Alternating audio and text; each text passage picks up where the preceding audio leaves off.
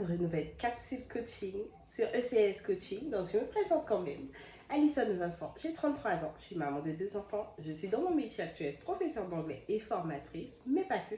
Je suis surtout une maman entrepreneur. Je suis une coach d'âme de soi et en confiance en soi qui accompagne les femmes à s'épanouir pleinement en libérant leur énergie féminine. Donc, on va parler aujourd'hui d'un thème bien précis, l'indépendance émotionnelle et le pouvoir de l'intention et de l'action. Je tenais à faire cette petite vidéo. Parce que franchement, l'émancipation de la femme pour moi, c'est quelque chose qui est important.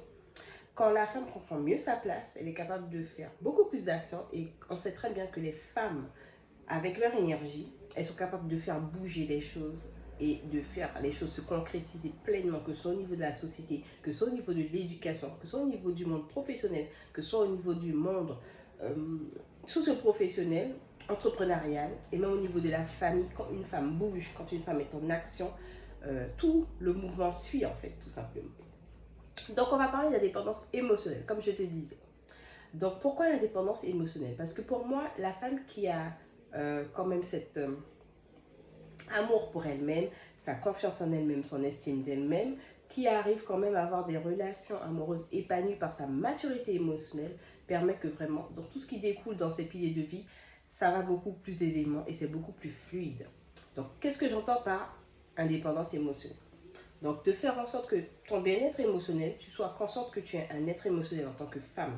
Cela compte beaucoup parce que quand tu comprends que tu es émotionnel, tu as une conscience qui est beaucoup plus éclairée. D'accord? Donc, tu fais vraiment plus attention à faire des choix conscients.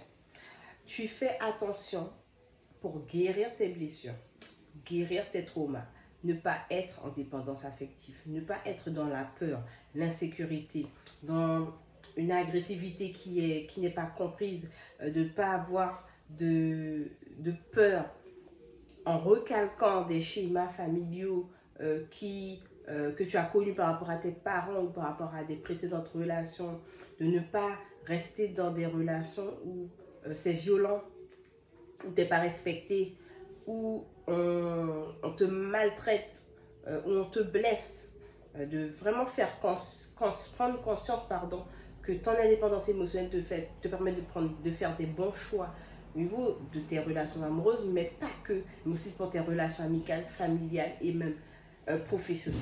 D'accord?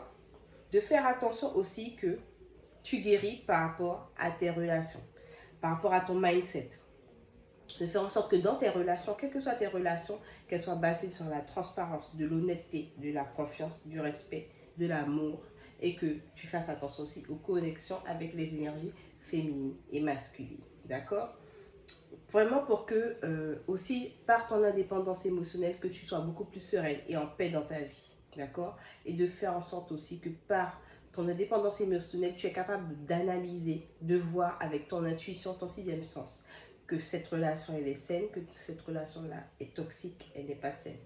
Quand je dis une relation qui est saine, qu'elle soit amoureuse, amicale, professionnelle ou autre, ou familiale, une relation saine, c'est une relation où, au-delà de l'amour, on se respecte.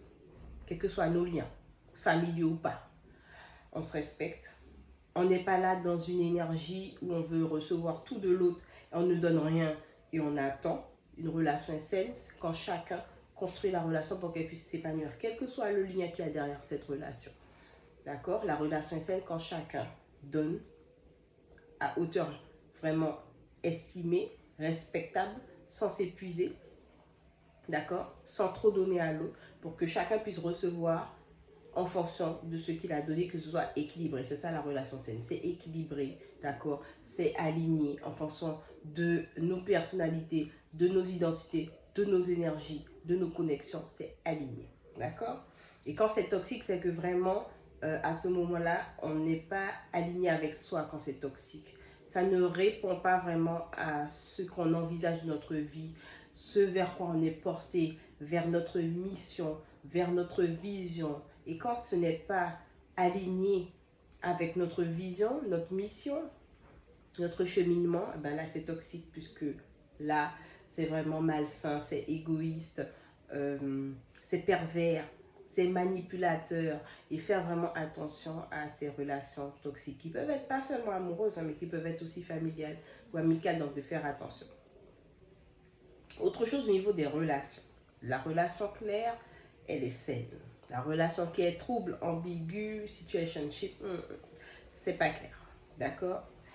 Une relation qui est achevée, autre point, pour avoir aussi ton indépendance émotionnelle, la relation quand elle est achevée, de faire en sorte que toi, pour ton indépendance émotionnelle, que tu es guéri dans ton cœur de cette relation.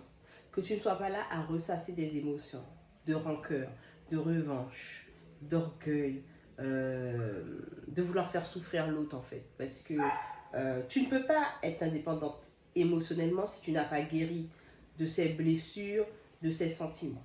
Vraiment, tu dois te sentir en paix sereine pour tourner la page et aller de l'avant par rapport à ce que tu as vécu. D'accord? Et ça me fait penser aussi que l'indépendance émotionnelle, bon, désolé pour le bruit de fond, que pour l'indépendance émotionnelle, quoi qu'il en soit, après une rupture, après une séparation, euh, quand on va de l'avant, quand on guérit, quand on passe à autre chose, quand je dis on passe à autre chose, ça veut dire qu'on a guéri, on a accepté ses parts de lumière, on a accepté ses parts d'ombre, on les a compris, on les assume, on fait le point avec, ok, on avance avec ses parts d'ombre, ses parts de lumière, mais surtout qu'on a fait la guérison de ces blessures, de ces traumas, de ce qu'on en a vécu de traumatisant, qu'on est dans sa résilience, de comprendre que oui, même la personne avec qui on n'est plus n'est pas foncièrement mauvaise en fait. Et c'est une autre étape de la résilience et d'aller autre part vers la guérison avec soi-même et avec la relation passée avec l'autre. C'est qu'on se dit que ben, malgré tout, même si c'est fini, même si on ne veut plus être avec cette personne, même si on ne la côtoie plus, même si on n'est plus dans son environnement, que malgré tout, cette personne avait quand même des qualités. Et qu'on doit accepter que, ben oui, elle avait des qualités. Pas forcément que elles ont été bénéfiques pour permettre que la relation puisse avancer, mais que la personne a quand même un bon fond, malgré tout.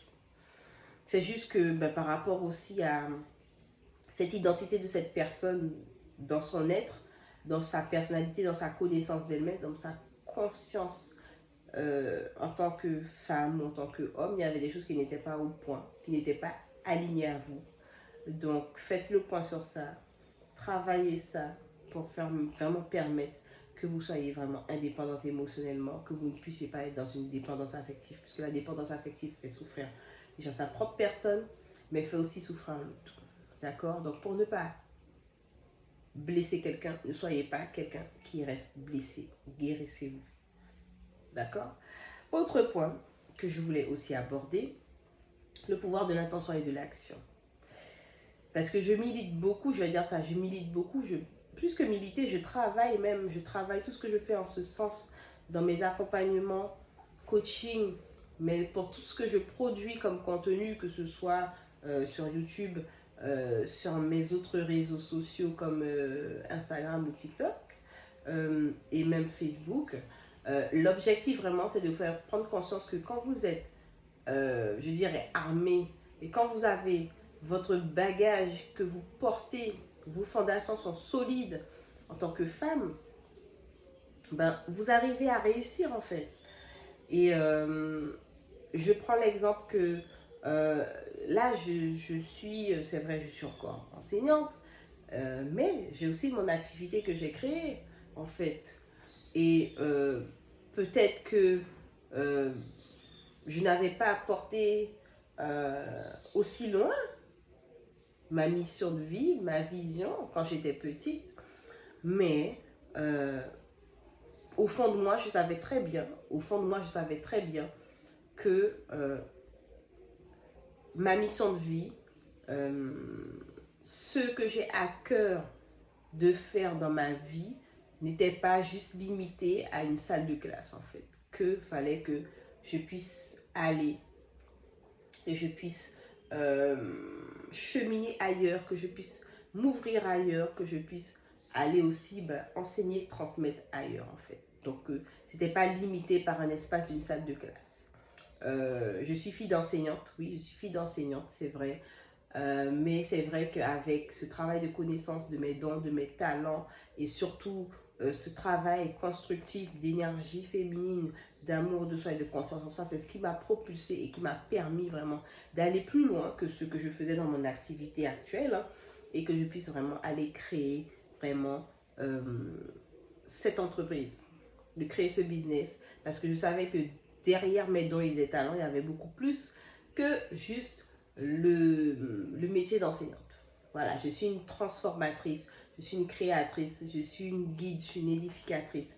Donc, avec le pouvoir de l'attention et de l'action, ça te permet vraiment de comprendre que ce ne sont pas les autres en fait qui définissent ton succès, c'est toi qui le définis parce que ça se passe entre toi et ton créateur. Tout ce que ton créateur a mis en toi, c'est à toi de le faire travailler.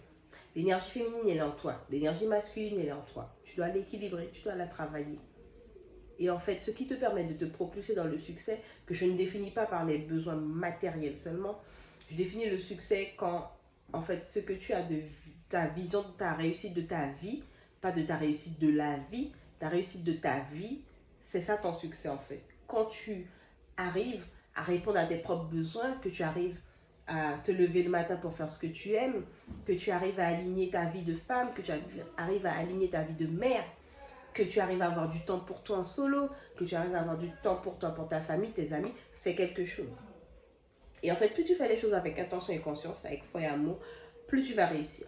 Donc voilà les divas, c'était tout pour ma vidéo du week-end. Je te souhaite en tout cas de passer un bon week-end. N'oublie pas de liker, de commenter la vidéo et de la partager si ça t'a plu. On se dit à bientôt. See you.